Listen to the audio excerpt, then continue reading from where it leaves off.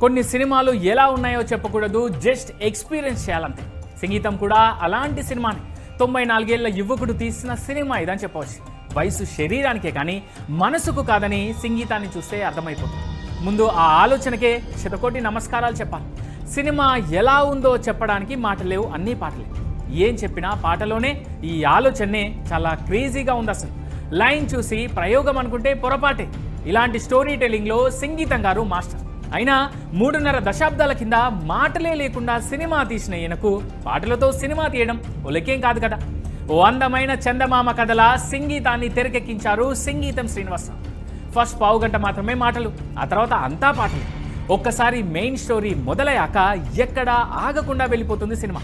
చెట్టు నాటాలి, మంచి పెరగాలి, మనిషిని మనిషిలా చూడాలి, ఇలా చాలా రొటీన్ విషయాలే ఇందులో చెప్పారు సంగీతం. కానీ ఆయన చెప్పిన విధానం మాత్రం స్టాండింగ్ అప్లాజ్ ఇచ్చేలా ఉంది. ముఖ్యంగా సెకండ్ హాఫ్ చాలా బాగా కుదిరింది. క్లైమాక్స్లో వచ్చే గోల్డ్ మైన్ సీన్స్ అయితే నెక్స్ట్ లెవెల్ అని చెప్పొచ్చు.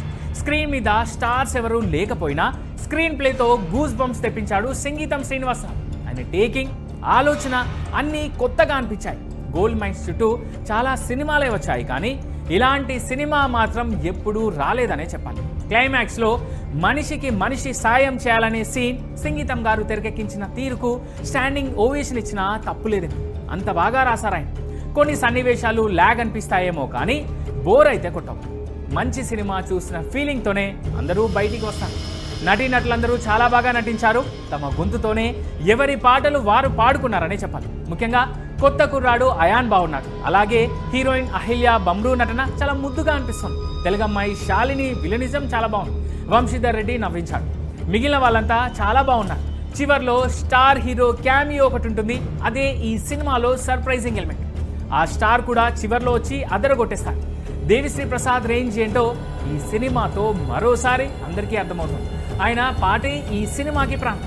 ప్రతి పాట అద్భుతంగా వినసొంపుగా ఉందనే చెప్పాలి. ఎడిటింగ్ షార్ప్గానే ఉంది.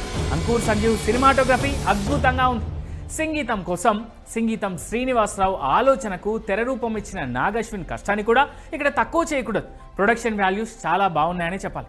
సంగీతం శ్రీనివాసరావు దర్శకత్వం గురించి ఏం చెప్తాం, ఆయన ఓ అద్భుతం అంతే. ఇక ఓవరాల్గా చెప్పాలంటే సంగీతం మనసులోంచి పుట్టిన ఓ చందమామ కథ.